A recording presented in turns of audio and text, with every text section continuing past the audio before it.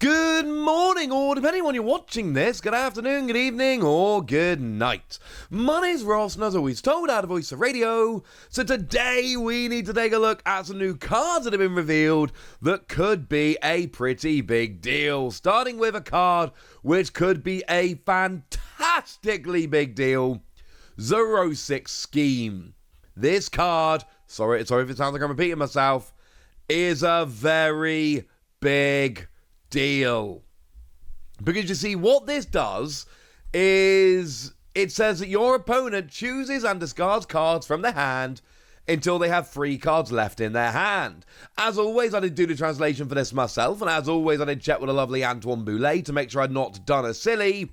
But this was one of the ones I translated, and I was like, hang on a second. Is that really right? Yeah. And this one is big. And here's the thing. This is a fun kind of card, right? Because on the one hand, it's really good in control decks. Your opponent tries to keep a handful of cards to stop you doing your thing with Snorlax or whatever. Yeah, make them discard it.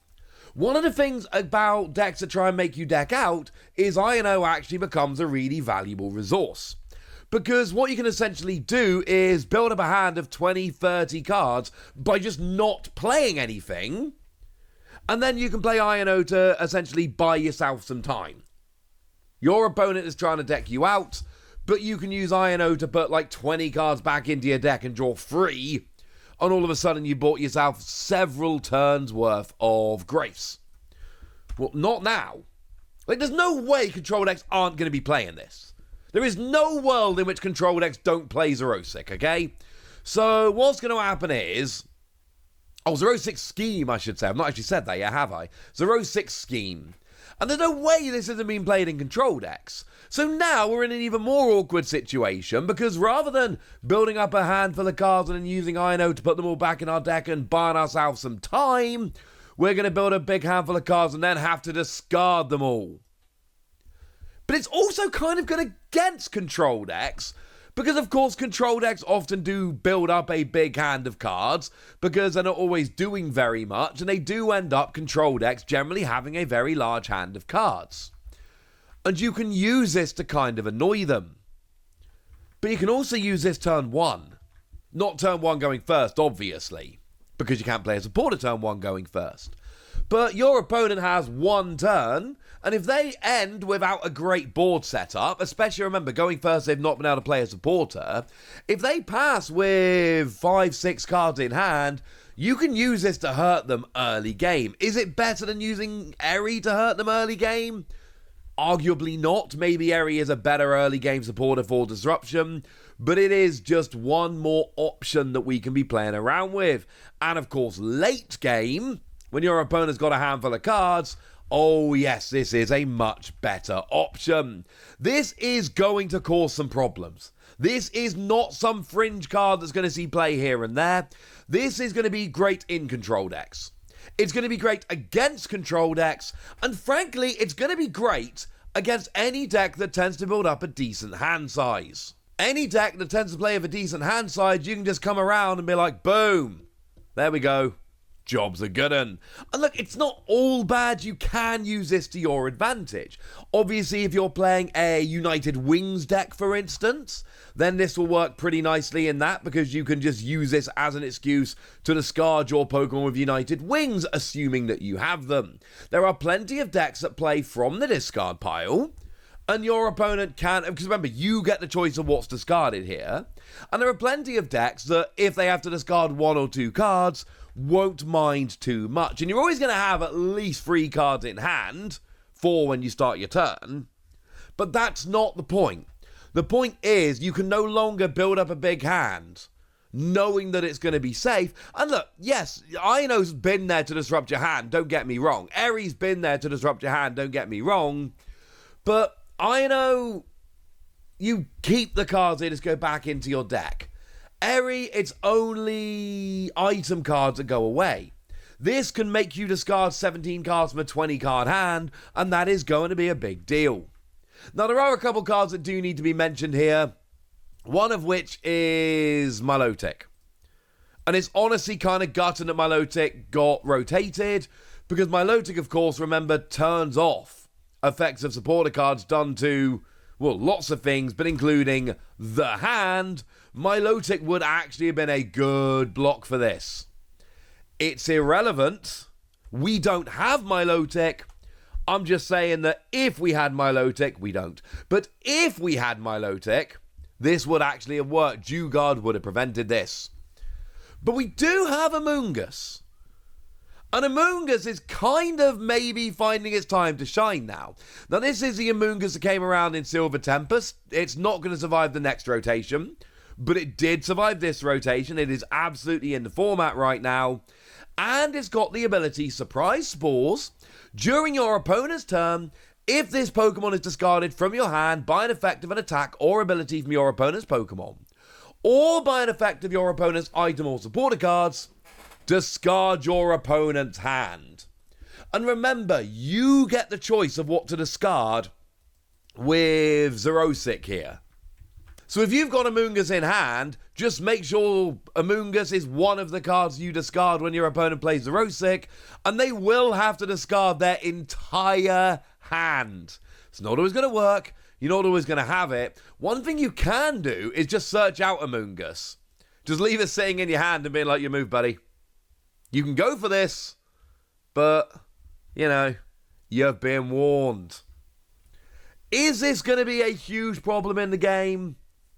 Don't know, is the honest answer. Could it be a huge problem in the game? Yes, it could.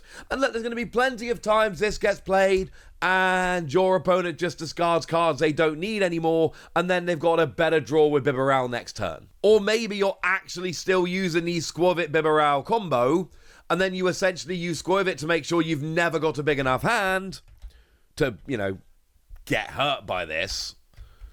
But then you've always got Bibarel to draw back up to a decent hand. Maybe that works. I don't know. But it's a Haganasuke artwork and an Okacheke artwork, so you know I had to mention them. The point I'm making here is that there are ways around it, there are ways to take advantage of it, but they're not always going to work. Yes, Bibarel is quite nice. Yes, you can have decks that play from the discard and they're sometimes going to actually get an advantage from this. But there are going to be plenty of times this is going to suck, where you're not going to enjoy it. You have been warned. But it is good against control as well as in control. So, you know, maybe that's a nice saving grace. Just putting that one out there. But there is a related card we need to have a little bit of a chat about here, and that is that there is a new Malamar. Now, we're not talking about Free Energy 90, that's hot garbage, but we do have an attack which Antoine has translated as Collusion Tentacles. I know Tentacles is definitely correct. Collusion, I'm taking Antoine's word on this. Now, if you didn't play Xerosic Scheme from your hand this turn, the attack does nothing. Hence why we have to mention it in this video. However, if you did play Xerosic Scheme from your hand this turn, you get to choose one of your opponent's bench Pokemon, switch it when they're active, and deal 120. And this is kind of hilarious. Which, incidentally, perfect number to KO Bibarel. So playing Xerosic, your opponent going, ha ha ha, I'm just going to draw up with Bibarel next turn, I'm fine, and then you're like, boom! No, you're not. That could be fun, is all I'm saying. I kind of like this. With it being a stage 1, you're telegraphing it a mile off, right? As soon as you pop Inkay down on the bench, your opponent knows it's going to be coming. Whether they can do anything about it is another question, but it is going to be one that is telegraphed a mile away. If you're playing Xerosic Scheme anyway, this is actually a decent shout. Because you're going to be disrupting your opponent, you're going to be hurting them. Using this, I mean, you can get a bigger Pokemon here, drag them into the active, do 120, and then not actually KO them. Just leave them trapped in the active. This can be used to take a cheeky KO. It can be used to get rid of your opponent's draw engine, or it can be used to just strand a Pokemon in the active if you prefer. There are definitely uses for this. Oh, and as a side note, the Inkay here, not terrible.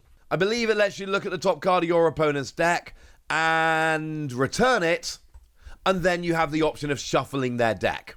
So basically you can, if they've got a good card on top of their deck, you can get rid of it, or if they've got a bad card on top of their deck, you can leave it. I'm not claiming it is as impactful as the other two for a second, but I absolutely am saying that there is mild usage potential here. Make no mistake about it, Xerosic is like a full-on, flat-out 5 WRECKS card.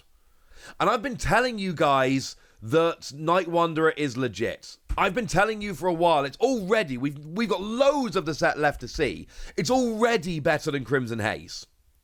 And remember, for us, it's going to be Shrouded Fable, which is going to be legal for day 1 of Worlds. So now, all of a sudden, when I'm showing you these cards from Night Wanderer right now, I need you all to bear in mind, these are not just cards in Japan that we'll get at some point in the future. No.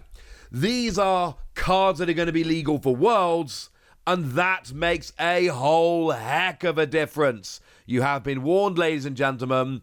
I'm not saying Xerosic is going to take over the World Championships, but I absolutely am saying that it could.